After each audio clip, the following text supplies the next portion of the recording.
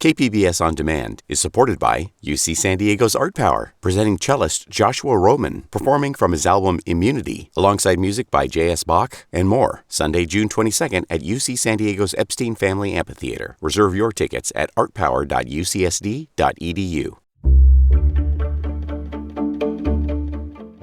Good morning, I'm Debbie Cruz. It's Wednesday, January 10th. A project to create housing on Navy property is moving forward. More on that next, but first, let's do the headlines.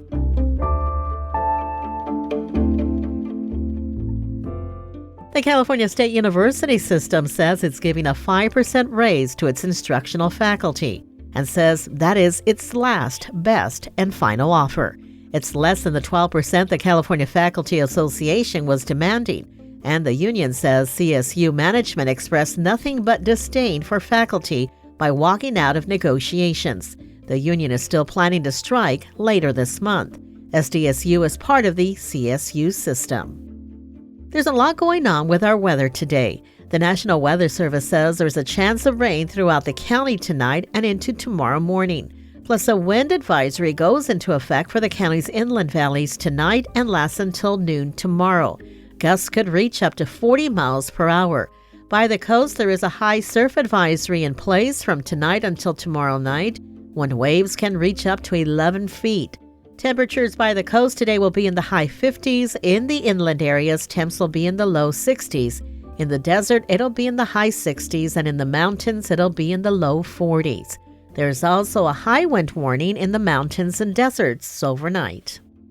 San Diego Mayor Todd Gloria is giving his final State of the City address tonight. We can expect to hear plenty of talk about homelessness in the mayor's speech. Since the last State of the City address, Gloria has opened 2 safe camping sites on the outskirts of Balboa Park. More than 500 people are now staying there in tents. He also adopted a ban on camping in the public right-of-way, and he's hoping to open a new shelter near the airport sometime this year. The speech starts at 6 p.m. at the Balboa Theater in downtown. You can watch it live on the city's website at sandiego.gov.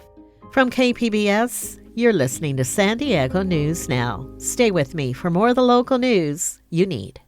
KPBS On Demand is supported by UC San Diego's Art Power, presenting cellist Joshua Roman, performing from his album Immunity, alongside music by J.S. Bach and more. Sunday, June 22nd at UC San Diego's Epstein Family Amphitheater. Reserve your tickets at artpower.ucsd.edu.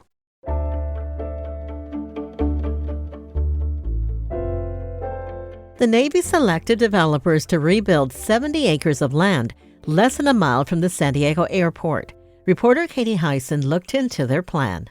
The warehouses used to be for building World War II planes. Now they house the Navy's Information Warfare Systems Command, or NAVWAR. We're kind of the Best Buy cyber geeks. That's project manager Greg Geisen. The development team is made up of San Diego-based Manchester, who did the Navy complex on Broadway, and Virginia-based Edgemoor. They would build new Navy facilities first, for free, in exchange for development lease rights to the rest of the land. Their proposal includes up to 10,000 new housing units. The opportunity to put this type of housing on a transit line this close to downtown is really a godsend. Federal land is exempt from local zoning, so they could build tall. Dyson acknowledged pushback from neighbors in Mission Hills. They plan to re-engage with the public when designs are solidified and hope to break ground in 2 years. Katie Hyson, KPBS News. A new airline will soon be operating out of the San Diego airport. Reporter John Carroll says the new carrier will bring nonstop service to cities currently not served out of San Diego. Today, I'm very thrilled to welcome Breeze Airways as a new air carrier to our San Diego family of airlines. The San Diego County Regional Airport Authority's Hampton Brown was all smiles on Tuesday morning, announcing that 2-year-old Breeze Airways will soon begin service out of San Diego International. The airline will start in late April, offering nonstop service to Raleigh-Durham, Pittsburgh, Norfolk, Cincinnati, and Jacksonville. Breeze Airways spokesman Gareth Edmondson Jones says it was an easy decision to come to San Diego. What we do is we look at markets that are currently unserved, and we look at the biggest routes where people currently have to go through Atlanta or Chicago or Houston or whatever, or Dallas. Breeze Airways will be the 17th airline to serve San Diego. John Carroll, KPBS News.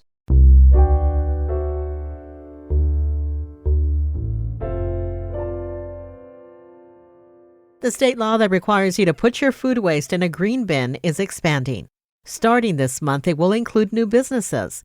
Reporter Melissa May describes how the change is going to help the environment and those experiencing food insecurity. This year, a new aspect of Senate Bill 1383 went into effect. It's known as California's short-lived climate pollutant reduction law, and it's meant to help reduce food waste from going into landfills to combat climate change. Speaking from the organization's warehouse, Feeding San Diego's Kate Garrett says the leftover food will allow them to better help the 300,000 San Diegans facing food insecurity.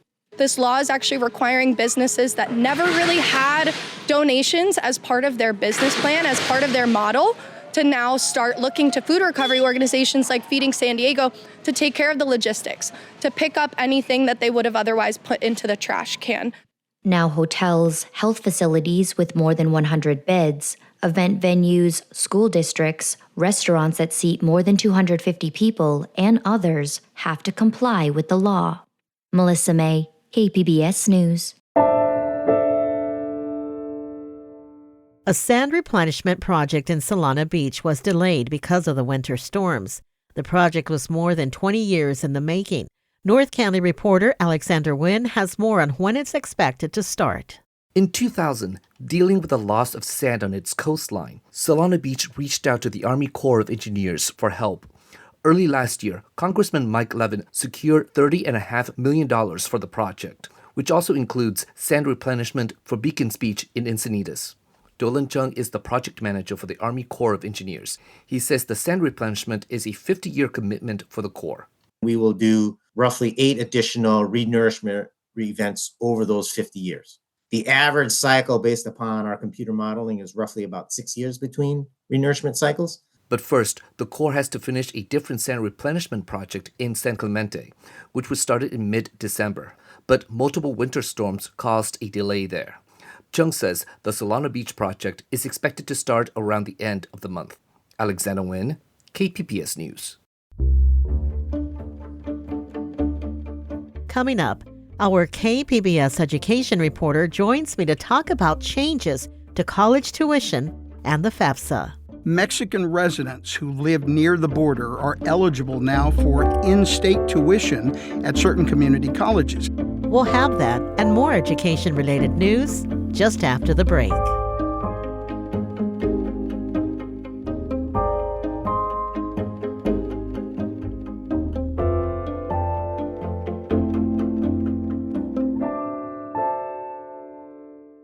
KPBS On Demand is supported by Marrokal Design and Remodeling, helping homeowners with their home remodeling needs. From ADUs to kitchen remodels, room additions, and custom homes, Marrokal Design and Remodeling can help homeowners design and build their dream homes. More at trustyourhometous.com.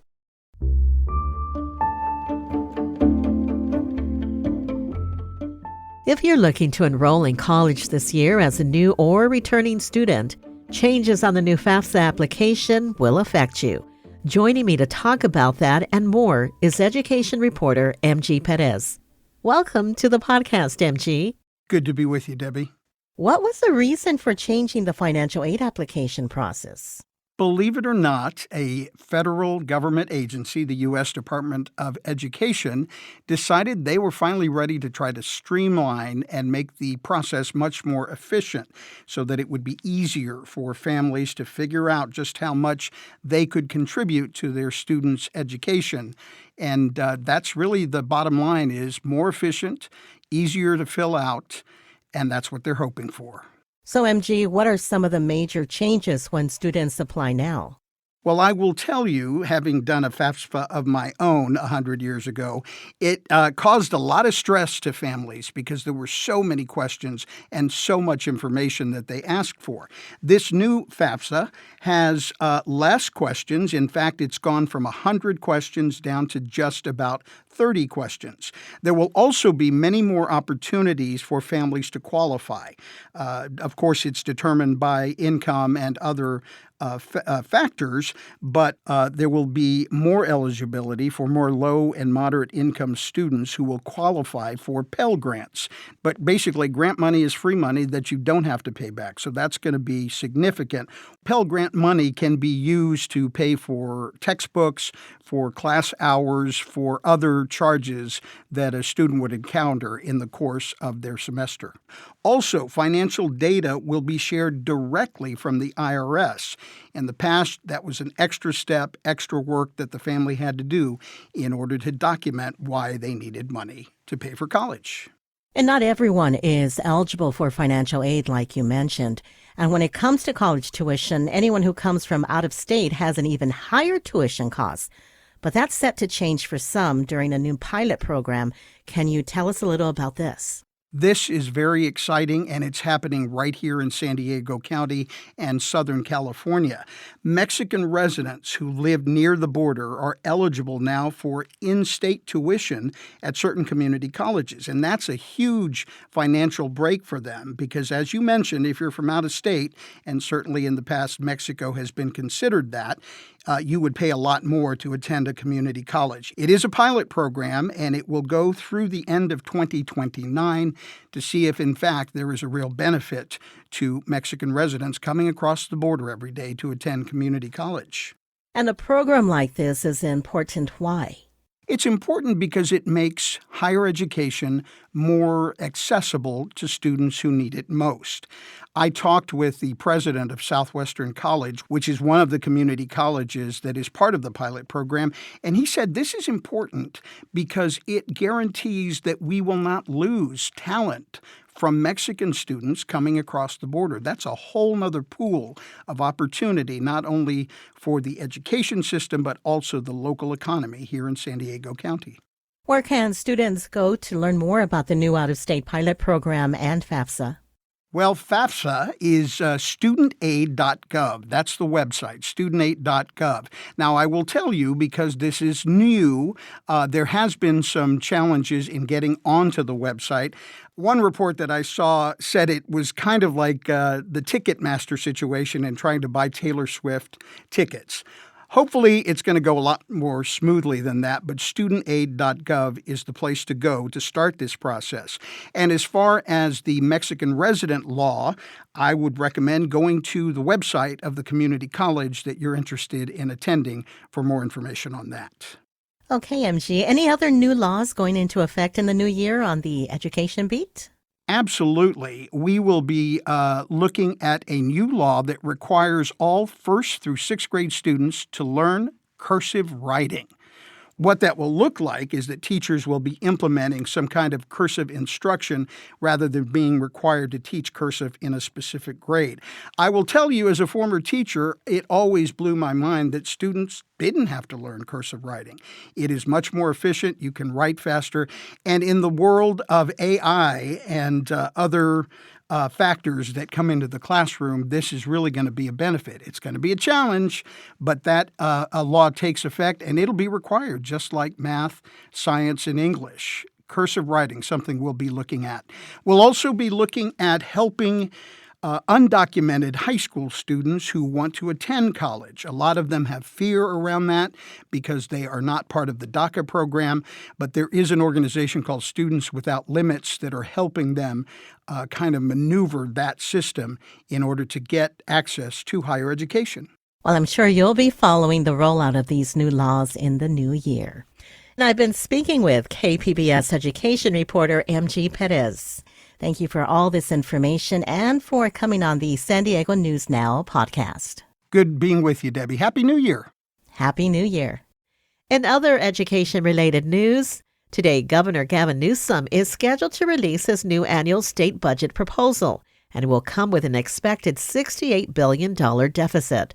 That means potential cuts in programs for social services, healthcare, and public education. The California School Boards Association is already advocating for the governor to eliminate cuts that could trigger teacher layoffs and campus closings. Troy Flint is Chief Information Officer for the association. We understand there needs to be belt tightening and there are going to be some sacrifices made. We're realistic about that. But where we draw the line is cutting into the base funding. Flint says the extended deadline last fall for filing income taxes contributed to the large projected deficit, and he says the state should use some of its reserves that are already intended for education programs. And just a quick correction on yesterday's show. Yesterday, our tease said that some construction workers in the South Bay would be getting more pay. It's more accurate to say that those workers will be getting better benefits. That's it for the podcast today. As always, you can find more San Diego news online at kpbs.org. Join us again tomorrow for the day's top stories. Plus, we hear why voting in Mexico's upcoming presidential election matters now more than ever.